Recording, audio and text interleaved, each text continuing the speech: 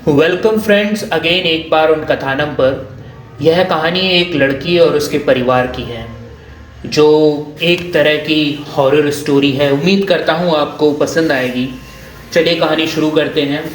लड़की का नाम राशि है जो मेरठ की रहने वाली है।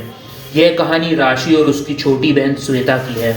एक गरीब परिवार से पैदा होने के कारण राशि ज़्यादा पढ़ाई नहीं कर पाई और एक कंपनी में काम करने लगी। घर के हालात को देखते हुए श्वेता ने भी काम करने के लिए कहा। जिस कंपनी में मैं काम करती हूँ वहाँ अभी कोई वैकेंसी खाली नहीं थी।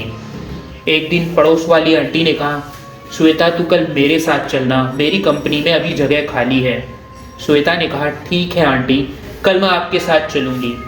दूसरे दिन श्वेता और आंटी कंपनी जाने के लिए घर से निकल गए। दोनों पैदल वाले रास्ते से जा रहे थे। वहीं रास्ते में रेलवे क्रॉसिंग भी पड़ता था। ये तो सभी जानते हैं कि रेलवे क्रॉसिंग पर आए दिन कोई ना कोई दुर्घटना होती ही रहती है।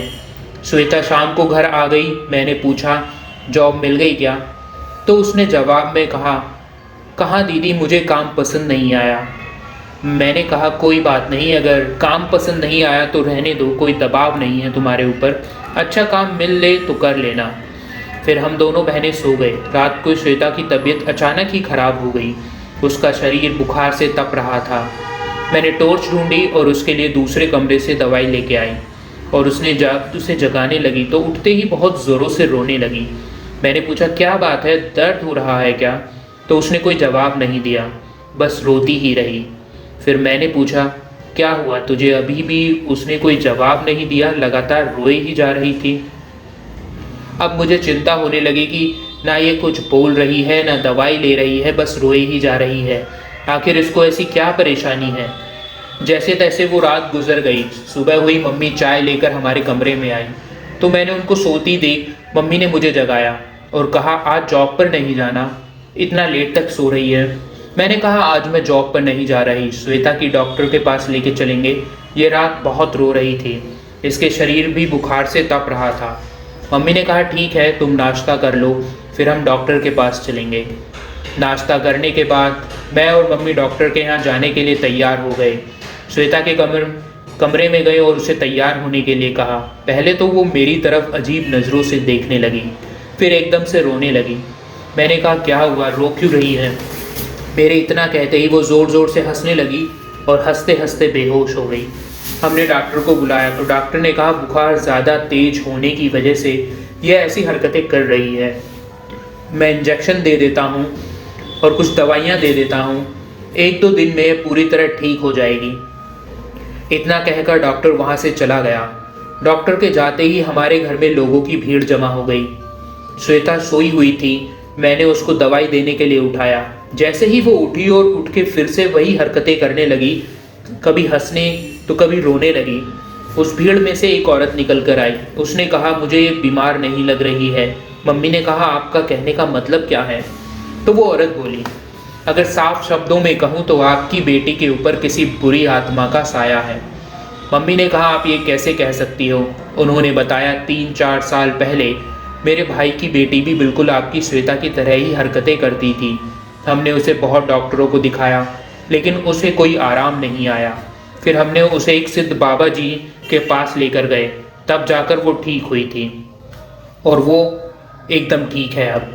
मम्मी ने कहा, आप इस युग में भी भूत प्रेत जैसी बातों पर विश्वास करती हैं? ये सरासर अंधविश्वास है और कुछ नहीं। तो इस औरत ने कहा, देखिए, ये बात मेरे विश्वास या अंधविश्वास की नहीं, ये बात है आपकी श्वेता की ज़िंदगी की। भगवान ना करे उसे कुछ हो जाए तो आप अपने आप को कभी माफ़ नहीं कर पाएंगी। मैंने कहा, मम्मी, ये आंटी कह रही हैं वहाँ श्वेता को दिखाने में हर्ज ही क्या है?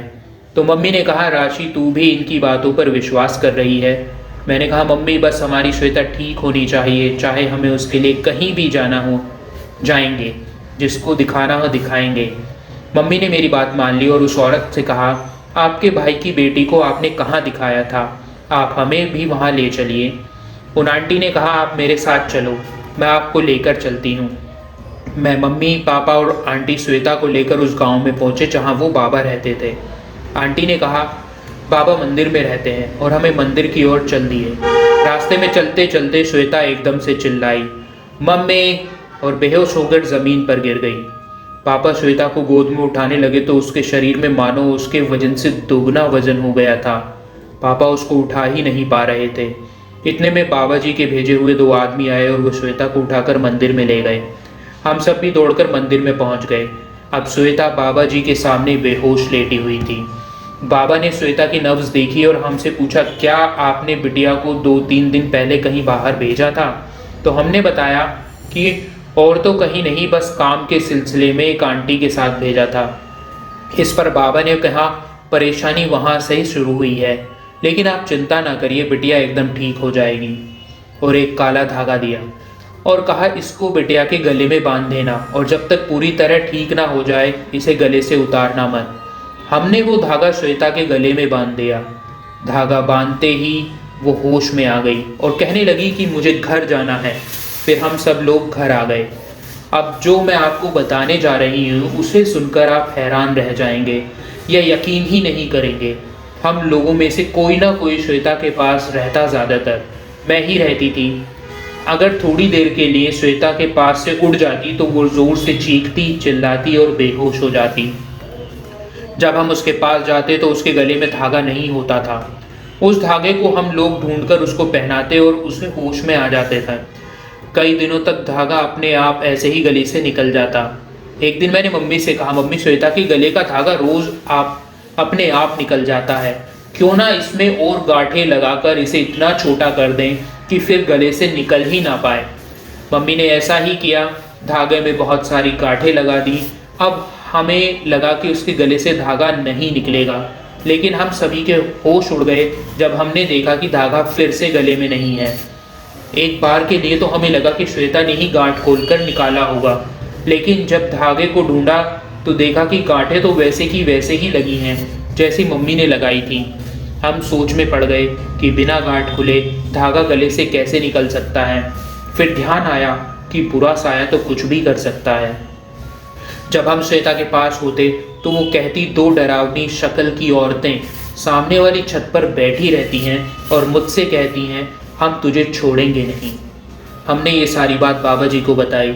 उन्होंने कहा कि जब उन बुरी शक्तियों ने मेरे दिए हुए धागे को बार बार निकाला है, इसका मतलब है कि वो बहुत शक्तिशाली हैं और आपकी बेटी की जान को खतरा है। तो मम्मी ने कहा, बाबा अब इसका क्या उपाय है? क्या हमारी श्वेता कभी ठीक नहीं होगी? तब बाबा ने बताया, अब इसका एक ही इलाज है। आप बिटिया को बालाजी धाम लेकर जाइए, जो कि भूत प्रेत ग्रसित रोगियों के लिए ही जाना जाता है।